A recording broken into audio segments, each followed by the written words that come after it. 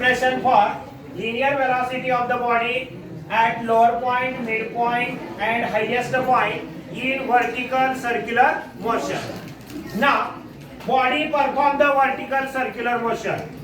H is the highest point, L is the lowest point, M is the midpoint of a body perform the vertical circular motion. Now, linear velocity V1, V2 and V3 are the linear velocity at highest point, lowest point and midpoint. R is the radius of vertical circular motion. O is the center. Now, at highest point, weight of the body is acting in vertically downward direction and tension is acting, that is T1. At lowest point, tension is T2 and weight is opposite direction, mg. And at the midpoint, tension is आत किती असेल इथं T3 असेल. Now, हेच इथे explain केलं काय. M is called as midpoint, L is the lowest point, H is the highest point, OM is called as R and it is called as radius of vertical circular motion. V1, V2, V3 be the linear velocity of the body at lowest point, midpoint and highest point respectively. T1, T2 are the tension at highest and lowest point respectively. Now we can written as body perform the circular motion. कोणती motion perform करते? Centripetal force is required. म्हणजे centripetal force चा formula माहिती आहे m square upon r आणि त्याला balance कोण करतो? वेट त्याचं टेन्शन आहे. म्हणजे T1 प्लस mg. आता प्लस इथे काय घेतलंय? त्याच डायरेक्शन ने वेट आहे त्याचे. सेम डायरेक्शन आहे म्हणून इथे पॉझिटिव्ह घेतलंय. म्हणून फॉर्म्युला मिळेल T1 प्लस mg इकडे फॉर्म्युला काय? m v1 square upon r. आता T1 बरोबर मायनस काय प्लस आहे इकडे घेतलं तर मायनस mg मिळेल.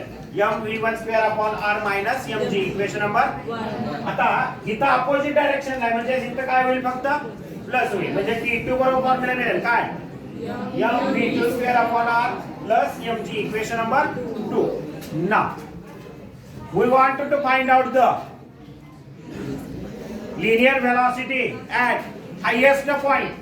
Now tension at highest point is always 0, means T1 is equal to 0. आता हीच किंमत इक्वेशन 1 मध्ये यूज करा. इथं काय मिळेल? T1 plus mg is equal to m v1 square upon r becomes, इथं बघा याची किंमत वापरायची आहे किती? 0. 0 तर ठेवला तर काय मिळेल? फक्त हीच साइड राहील mg आणि हे बाकी टर्म आहे तशा राहतील. म्हणजे mg बरोबर काय? m v1 square upon r. आता बघा m ला m कॅन्सल होईल. राहिलं काय? v1 square बरोबर rg. Taking the square root v1 is equal to under root rg. एमला equation number 3. Now this is the linear velocity कोणत्या पॉइंटला आहे? हायेस्ट पॉइंटला मिळेल. Now linear velocity at the lowest point. Lowest म्हणजे lower point L point. त्यावेळेस kinetic energy at lowest point is equal to kinetic energy at highest point plus या दोन्हीच्या बेरचे इतके असते. म्हणजे कायनेटिक आणि पोटेन्शियल एनर्जी कोणत्या पॉइंटची? हायेस्ट पॉइंटच्या. आता कायनेटिक एनर्जीचा फॉर्म्युला माहिती आहे काय? सूत्र आहे 1/2 m स्क्वेअर आणि पोटेन्शियलचा फॉर्म्युला काय? mgh. आता तोच फॉर्म्युला आपल्याला इथे यूज करायचा आहे. 1/2 m v2 square is equal to 1/2 m v1 square plus mgh. आता याची किंमत हायेस्ट पॉइंटला किती आहे? हे distance r plus so it is 2r. आता बघा इथं 2r किंमत म्हणून आली. आता यामध्ये एक कॉमन काय निघतंय? या दोन्हीमध्ये m कॉमन निघतंय. राहिलं काय? हे m ला m परत कॅन्सल. म्हणजे आता इथे किती? 1/2 v2 square is equal to 1/2 gr plus 2gr. आता नीट लक्ष द्या. इथं दोन्हीमध्ये gr कॉमन घेतलं. इथं 2 आहे, इथं अर्धा आहे. 2 अधिक अर्धा 2.5. 2.5 म्हणजे 5 चं निम्म 5/2 gr. आता परत काय होतं बघा? 2 ला 2 राहिलं काय? v2 square is equal to 5gr.